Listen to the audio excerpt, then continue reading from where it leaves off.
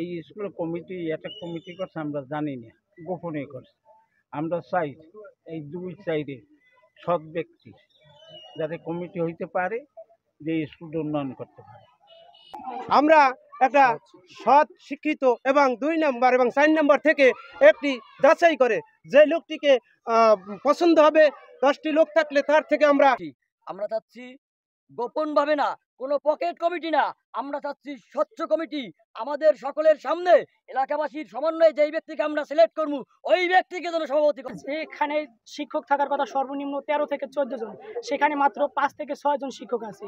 স্কুলে ভালো কোনো ফ্যাসিলিটি নাই, এর জন্য দায়ী আমি মনে করি কমিটির বিন্দু। তাই আমাদের এই অ্যাটাক কমিটিতে সৎ, যোগ্য এবং একজন তরুণ নেতা আমাদের কমিটি হোক, কমিটির সভাপতি নির্বাচিত হোক, আমি এই প্রত্যাশাই।